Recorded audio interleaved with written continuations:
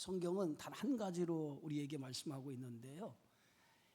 하나님이 함께하는 사람이냐 그렇지 못하는 사람이냐, 여기에 흥하는 사람과 망하는 사람의 차이가 있다는 거예요. 다윗이 블레셋 장수인 골리앗과 싸움에서 크게 승리를 합니다. 다윗이 이 골리앗과의 싸움에서 골리앗을 물리친 것은 다윗이 싸움을 잘해서 골리앗을 물리친 것이 아니라, 다윗은 골리앗과 싸움을 하기 위해 나가기 전에 이런 고백을 해요. 전쟁은 여호와께 속한 것이다. 그런 고백을 하고 이 골리앗과 나가 싸울 때에 골리앗을 물리치게 되어지죠. 어찌 보면 다윗이 싸움을 잘해서 골리앗을 이긴 것이 아니라 다윗은 하나님이 함께 했기 때문에 이 골리앗을 물리쳐서 전쟁에 승리할 수 있었다는 거예요. 형통한 사람은 어떤 사람입니까? 하나님이 함께한 사람이죠. 다윗은 바로 그런 사람이었다는 거예요. 다윗이 블레셋 장수 골리앗을 죽이기 전에는 시골에서 양을 치는 목동에 불과했습니다. 그의 이름이 아무에게도 알려지지 않은 그러한 시골 촌동네의 그런 소년에 불과했어요. 그런 다윗이 이제 블레셋 장수 골리앗을 무찔름으로 인해서 다윗의 이름이 이스라엘 온 백성들에게 알려지는 그런 계기가 되어졌던 것을 볼 수가 있습니다. 이제 다윗이 골리앗과 싸워 승리하고 돌아올 때에 이제 가장 먼저 골리앗을 사랑하며 맞이한 사람이 있었는데, 그게 바로 사울의 아들 요나단이라고 하는 아들이었어요. 여러분, 요나단은 어떤 사람입니까? 사울 왕의 장자로서 사울의 뒤를 이어 왕이 될 사람이에요. 그런데 이 왕이 될 그러한 요나단이 가장 먼저 오늘 다윗 전쟁에서 승리하고 돌아온 그 다윗을 영접하면서, 오늘 성경의 말씀에 보니까 다윗의 마음과 요나단의 마음이 하나가 되었다라고 성경은 그렇게 기록하고 있어요. 여러분, 요나단과 다윗이 처음 본 사이인데도 불구하고 그들이 처음 만났음에도 다윗의 마음과 요나단의 마음이 하나가 되었다라고 하는 것은 그들이 본질적으로 하나님을 믿는 신앙의 사람이었기 때문에 그들이 하나가 될 수 있었다는 거예요. 여러분, 영은 영으로 통한다고 그랬어요. 요나단은 다윗 못지않은 믿음을 가진 사람이에요. 그래서 다윗의 그 믿음의 모습을 보고 요나단이 다윗과 마음이 통하여서 하나가 되었다는 거예요. 여러분, 사울 왕이 왕이 된 지 2년째에 블레셋과의 전쟁이 일어나게 되어지죠. 그때 당시 블레셋의 병거는 3만이고 그리고 마병이 6천, 백성은 해변의 모래처럼 많았다고 그랬어요. 그런데 이스라엘 군사는 고작 3천 명에 불과했어요. 그리고 그들이 들고 있는 무기는 농기구가 전부였습니다. 사비나 괭이나 이런 도끼, 이런 무기가 전부였어요. 그런데 블레셋은 철기 문화로 무장된 그런 사람들이었어요. 그들과 전쟁을 하는데 이스라엘 백성은 이 블레셋과 전쟁을 하기 전에 두려워서 숨거나 도망치기 바빴어요.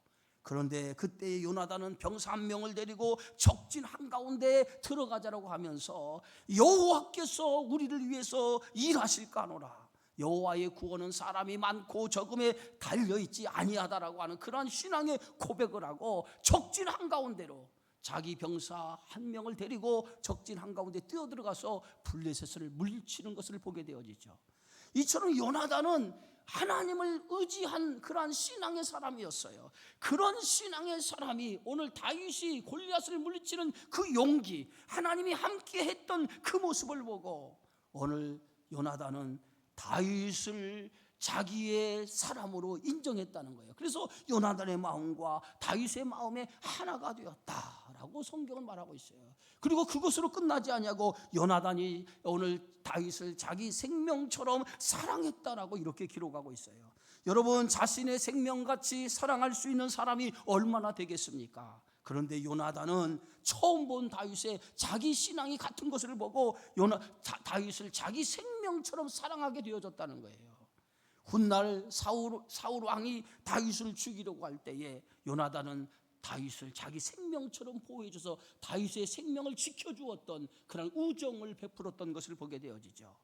바로 자기 생명같이 친구를 사랑할 수 있었다라고 하는 것은 이건 틀림없이 그리스도의 사랑이 없으면 그런 사랑이 나타날 수 없었다는 거예요. 오늘 요나단의 그 사랑은 그리스도 하나님을 사랑하는 그 사랑이 있었기 때문에 다윗을 생명처럼 사랑할 수 있는 믿음을 갖게 된 줄 믿습니다. 오늘 요나단은 다윗을 자기 생명같이 사랑하여 다윗과 언약을 맺었다라고 18장 3절에서 기록하고 있어요. 여러분, 고대 근동에서 상대방의 언약을 맺을 때는 재물을 반으로 딱 쪼개놓고 그리고 그 사이로 쌍방이 지나가게 되어집니다. 그래서 계약이 성사가 되어지죠. 누구 둘 중에 하나 이 계약을 어기는 사람은 생명을 담보로 해야 하는 것이 이 고대 근동의 계약이에요. 그런데 다윗과 요나단이 언약을 맺었다라고 하는 의미는 뭡니까? 서로 생명처럼 존중히 여기며 서로 생명을 아까워하지 않으며 서로를 지켜줄 것을 언약을 맺는 그러한 언약이었다는 거예요. 다윗과 요나단은 서로 사랑이 변하지 않을 것을 언약을 맺음으로 확증을 합니다. 여러분, 하나님께서 인간을 향한 당신의 사랑을 나타내실 때에 어떤 방법으로 당신의 사랑을 우리에게 나타내 줬습니까? 그게 바로 언약이죠. 언약. 성경은 하나님의 약속으로 된 책입니다. 구약은 오래된 약속, 그게 바로 구약이고 신약은 뭡니까? 새로운 약속, 그게 신약이에요. 하나님은 무수히 많은 약속으로 하나님의 사랑을 우리에게 확증하셨습니다. 그럼에도 불구하고 인간은 하나님의 약속을 믿지 못하고 끊임없이 하나님의 사랑을 의심하고 배반하지요. 그것이 뭐예요? 인간의 죄된 모습이었어요. 그러나 하나님은 인간의 배신에도 불구하고 당신의 사랑을 끊임없이, 약속하신 그 사랑을 끊임없이 확증하여 보여주었어요. 그 확증의 사랑이 우리에게 보여준 현장이 어디입니까? 그게 바로 십자가 현장이라는 거예요. 당신의 전부를 십자가에서 내어주심으로 인해서 우리를 향한 하나님의 사랑을 확증하셨다라고 성경은 말하고 있어요. 로마서 5장 8절에 보니까 우리가 아직 죄인 되었을 때에 그리스도께서 우리를 위하여 죽으심으로 하나님께서 우리를 위한 자기의 사랑을 확증하셨느니라.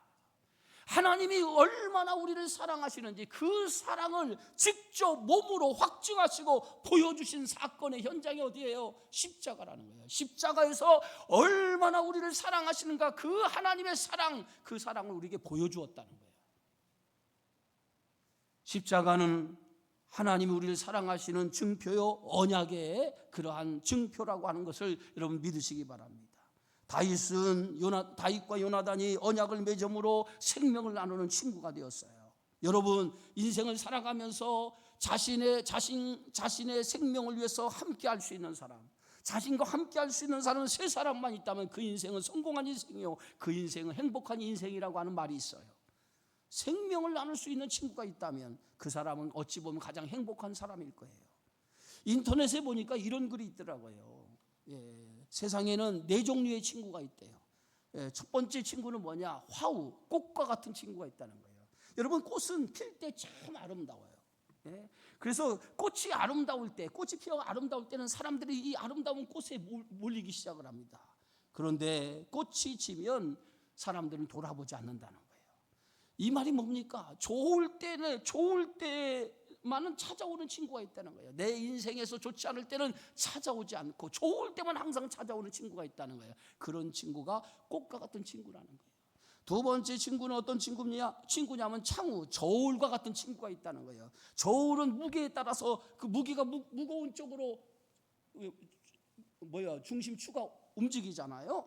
그런 것처럼 자기 이익에 따라서 움직이는 그러한 친구가 있다는 거예요. 나에게 이익이 되면 그 친구를 따르고 이익이 안 되면 친구를 버리는 그러한 친구들이 있다는 거예요. 그런 친구를 뭐라고 말하냐? 저울과 같은 친구라는 거예요. 세상에는 이렇게 저울과 같은 친구도 있다는 거예요. 세 번째, 산과 같은 친구가 있다는 거예요. 산이란 온갖 새와 짐승의 안식처이고 멀리서 보나 가까이 보나 늘 그 자리에 있는 것이 뭐니? 산 아닙니까? 그런 것처럼 생각만 해도 편안하고 마음이 든든한 친구, 그런 산과 같이 변함없는 친구가 있다는 거예요. 그런 친구가 바로 산과 같은 친구라는 거예요.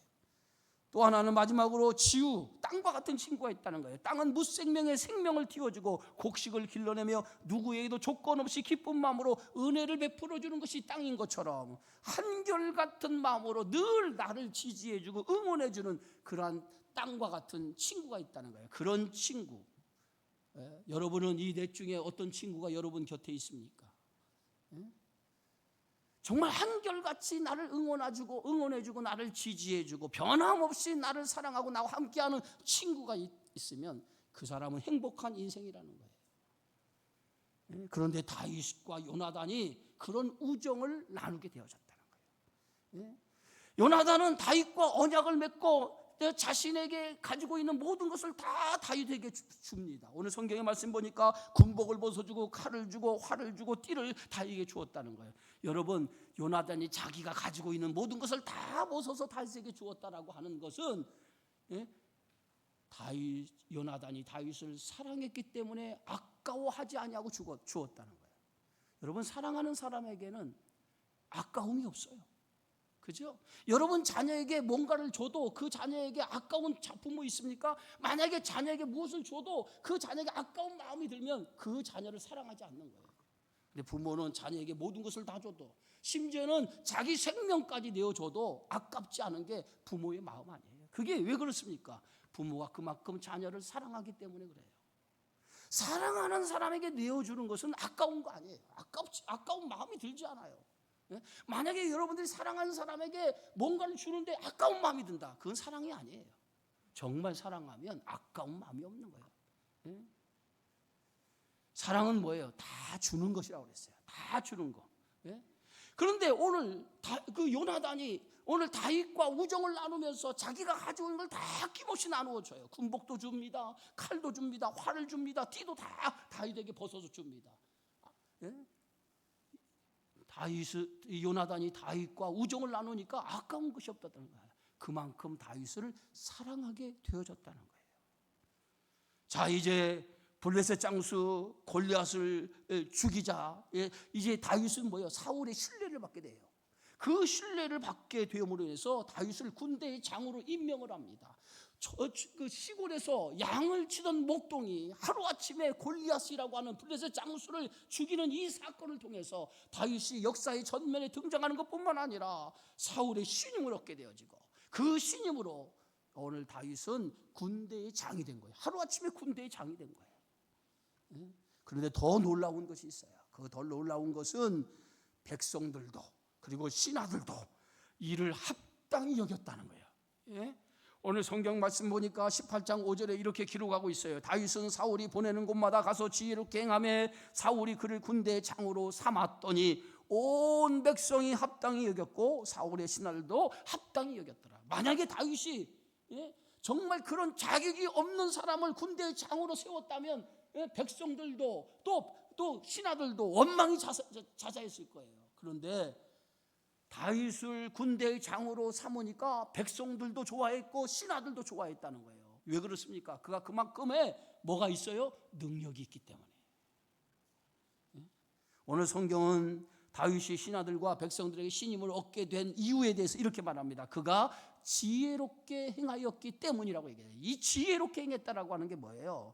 여러분, 지혜라고 하는 것은 지식이 쌓여지는 것이 지혜예요.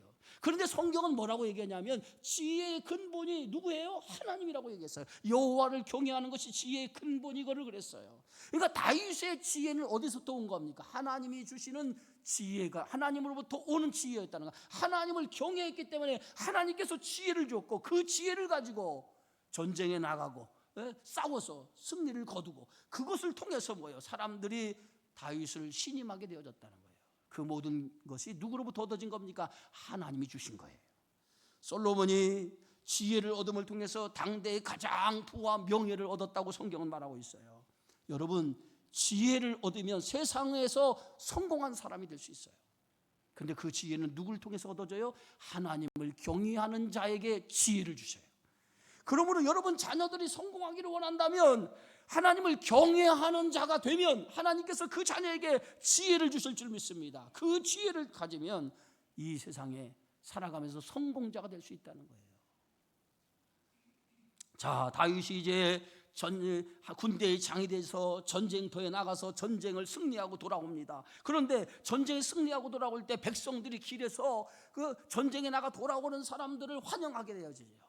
오늘 성경에 보면 노래하고 춤을 추면서 전쟁에 돌아오는 자를 환영했다는 거예요. 그런데 그때 길에서 여인들이 전쟁에 돌아오는 사람들을 환영하며 노래하는데 그 노래 속에 이런 노래가 있었다는 거예요. 오늘 성경 말씀 18장 7절에 보니까 여인들이 뛰놀며 노래하여 이르되 사울이 죽인 자는 뭐예요? 천천이고 다윗이 죽인 자는 뭐예요? 만만이로다.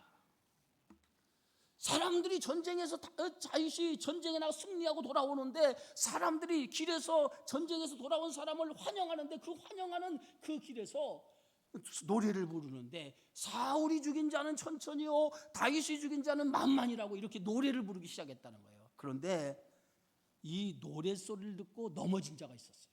그게 누굽니까? 사울이에요. 똑같은 말을 듣고 어떤 사람은 그 말에 넘어지는 사람이 있고 그 말을 듣고 뭔가 자신의 인생을 돌이키는 사람이 있어요. 우리가 설교를 듣고도 똑같은 설교를 듣고 어떤 사람은 이런 듣는 사람이 있어요. 아, 목사님이 이 강단에서 나를 치는 소리를 듣는 사람이 있고 어떤 사람은 그걸 은혜의 말씀으로 받아들이는 사람이 있어요. 똑같은 말을 듣고도 이렇게 차이가 난다는 거예요. 그런데 왜 그렇습니까? 그들의 마음의 상태가 어떤 마음의 상태에 놓여 있느냐에 따라서 듣는 자의 태도가 다른 거예요. 말씀을 받아들이는 그 반응이 다른 거예요. 그런데 오늘 그 다윗이 전쟁에 돌아왔을 때에 길에서 사람들이 노래하는데 사울은 천천히요 다윗은 만만이라고 하는 이런 노래소리를 들을 때에 사울 왕이 마음에 불쾌하게 생각했다는 거예요. 마음에 불쾌함이 일어났다는 거예요. 왜 불쾌함이 일어났겠어요? 그의 마음에 불쾌함이 일어난 것은 그의 마음이 편하지 못했기 때문에 불쾌함이 일어난 거예요. 그러면 사울의 마음이 왜 불쾌했을까요? 왜 마음이 편하지 않았을까요? 오늘 성경의 말씀해 보니까 사무엘상 16장 14절에 정확하게 사울이 왜 그 마음에 불쾌하게 되었는지를 성경은 이렇게 설명하고 있어요.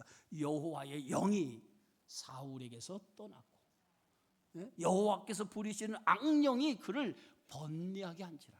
그러니까 그의 마음속에 뭐예요? 이미 하나님의 영이 떠나고 그의 마음에 뭐가 찾아온 거예요? 악령이 그의 마음에 들어오니까 그의 마음을 번뇌하겠다는 거예요. 그러니까 결국은 뭐예요? 그의 마음에 여인들이 전쟁에 돌아오는 사람들을 향해서 노래하고 춤을 췄을 때 그 노래소리에 사울이 넘어진 이유는 어디입니까? 그의 마음에 뭐예요?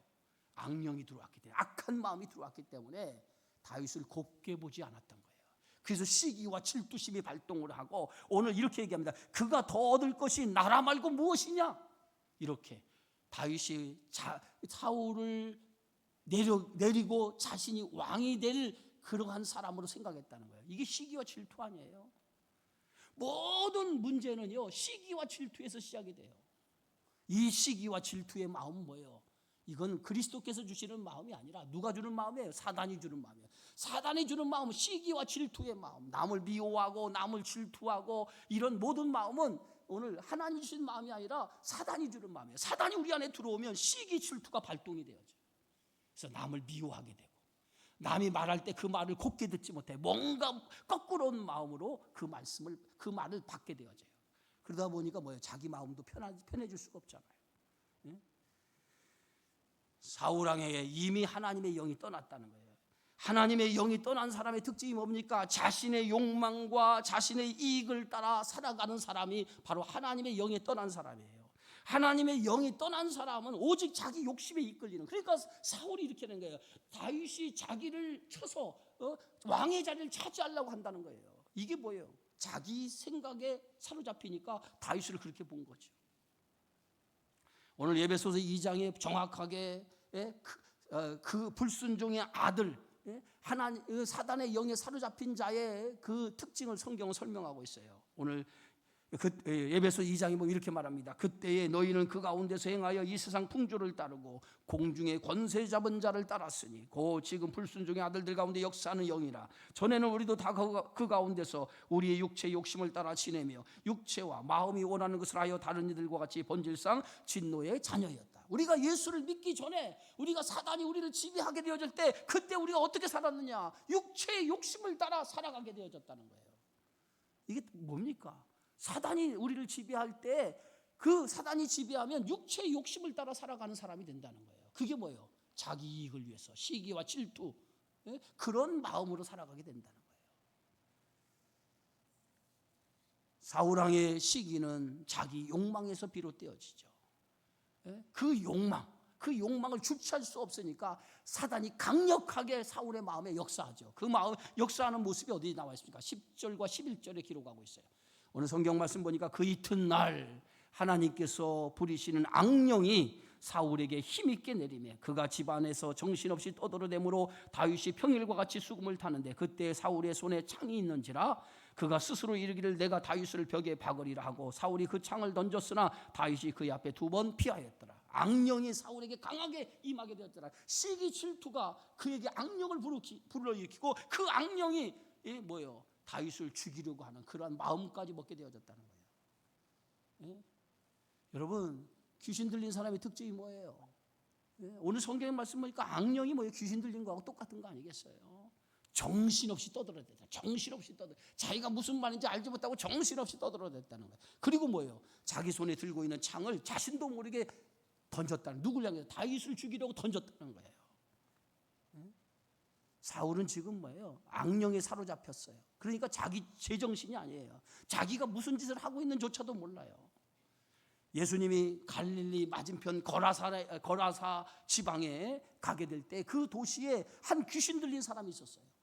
근데 그 귀신 들린 사람을 예수님이 만나게 되니까 그 귀신 들린 사람의 모습이 어떤 모습이었냐면 옷도 입지 아니하고 집도 없이 무덤에 거하는 사람이었어요.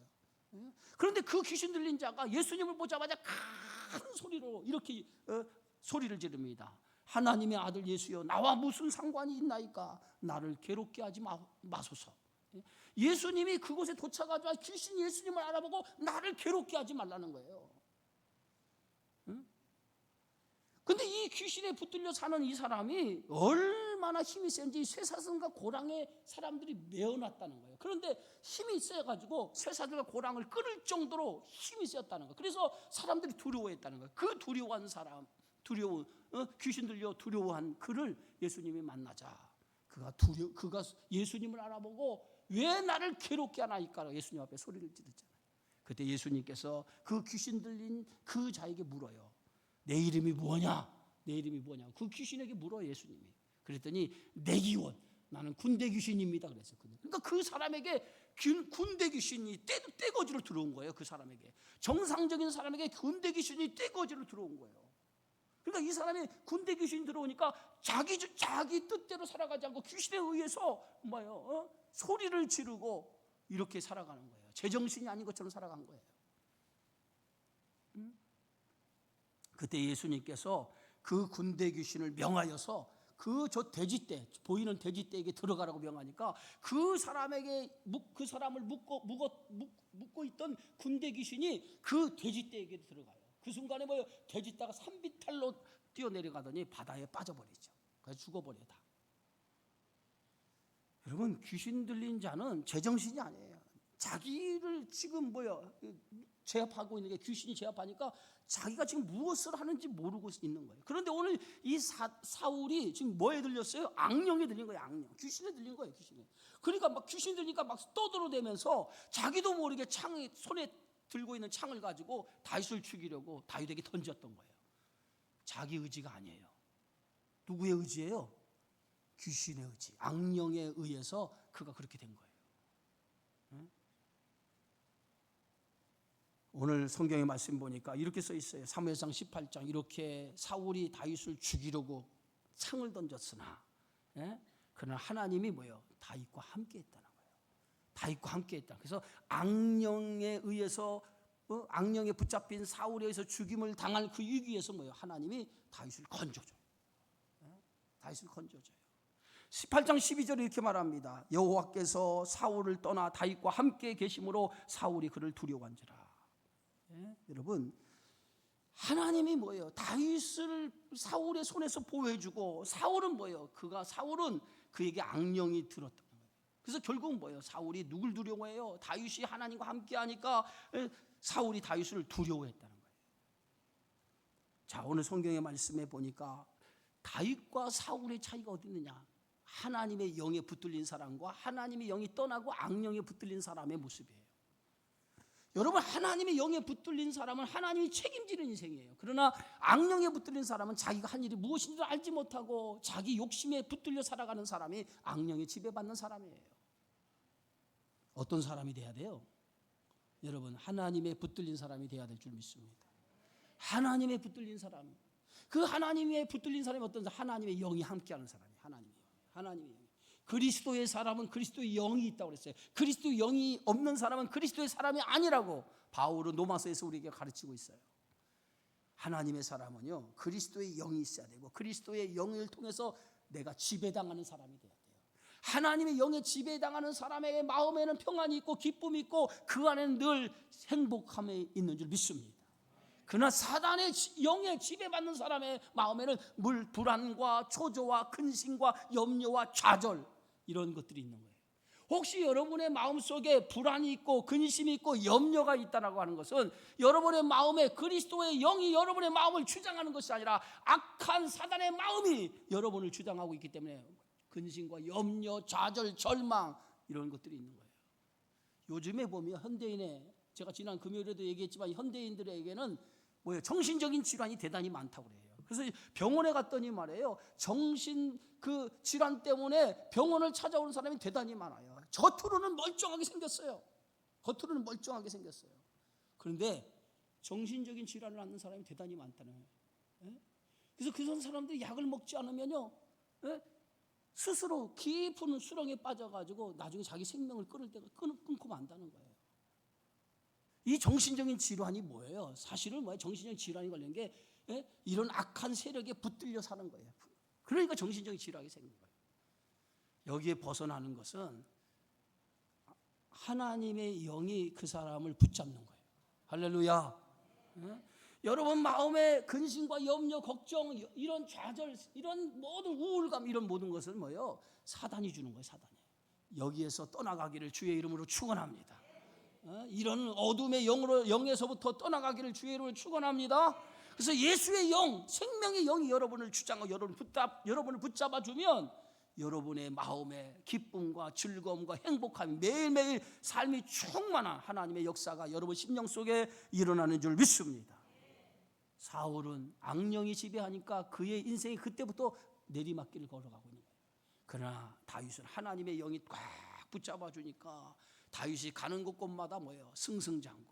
하나님은 다윗이 가는 곳마다 놀라운 하나님의 역사가 일어나게 되어지는 줄 믿습니다. 그러다 보니까 사울이 다윗을 이길 수 없으니까 다윗을 두려워했다라고 성경은 말합니다. 형통한 사람은 어떤 사람입니까? 형통한 사람은 하나님이 함께하는 사람이에요. 하나님과 함께하는 사람은 그 인생을 책임져주는 인생이 되어지는 줄 믿습니다. 아무리 원수가 헤아려 한다 할지라도 원수가 그 사람을 해하지 못하는 거예요. 왜? 하나님이 그 인생을 붙잡아주기 때문에 원수가 해하지 못하는 사람이 되어지는 줄 믿습니다. 다윗은 시편 27편에서 이렇게 고백을 해요. 여호와는 나의 빛이요 나의 구원이시니 내가 누구를 두려워하리요. 여호와는 내 생명의 능력이시니 내가 누구를 무서워하리요. 악인들이 내 살을 먹으려고 내게로 왔으나 나의 대적들, 나의 원수들인 그들이 실족하여 넘어졌도다. 군대가 나를 대적하여 진칠지라도 내 마음이 두렵지 아니하며 전쟁에 일어나 나를 치료할지라도 나는 여전히 태연하리로다. 내가 여호와께 바라는 한 가지 일, 그것을 구하리니 곧 내가 내 평생에 여호와의 집에 살면서 여호와의 아름다움을 바라보며 그의 성전에서 사모하는 그것이라. 여호와께서 환난 날에 나를 그의 초막 속에 비밀히 지키시고 그의 장막 은밀한 곳에 나를 숨기시며 높은 바위 위에 두시리로다. 이제 내 머리가 나를 둘러싼 내 원수 위에 들리리니 내가 그의 장막에서 즐거운 제사를 드리겠고 노래하며 여호와를 찬송하리로다. 여러분, 하나님과 함께하는 사람은 어떤 상황에도 두려워할 이유가 없어요. 하나님이 내 편이 되어주시기 때문에. 악령이들은 사울은 점점 백성들의 마음에서 멀어져 가요. 그러나 반면에 다윗은 하나님의 영이 함께하니까 백성들의 신임을 얻게 되어지고 백성들의 마음을 얻게 되어지는 것을 볼 수 있어요. 그래서 성경은 이렇게 말합니다. 18장 16절에 온 이스라엘과 유다는 다윗을 사랑하였으니 그가 자기들 앞에 출입하였기 때문이로다. 하나님이 함께하니까 온 이스라엘 백성들에게 사랑받은 존재가 되었다는 거예요. 그게 다윗의 삶이에요. 사랑하는 성도 여러분, 사울왕과 다윗과의 차이는 하나입니다. 하나님이 함께하느냐 그렇지 못하느냐입니다. 여러분, 다윗은 하나님이 함께했고 사울은 하나님과 함께하지 않았어요. 이 차이가 다윗과 사울의 운명을 완전히 바꿔놨어요. 가장 복 있는 사람은 어떤 사람입니까? 가장 복 있는 사람은 하나님과 함께하는 사람이에요. 여러분, 하나님과 함께하는 인생이 되어지기를 주의 이름으로 축원합니다. 성경에 형통한 사람은 어떤 사람이냐? 하나님과 함께하는 사람이라고 했어요. 그런 인생이 되어지기를 주님의 이름으로 축원합니다. 기도합니다. 하나님 아버지 고맙습니다. 다윗은 하나님과 함께했기 때문에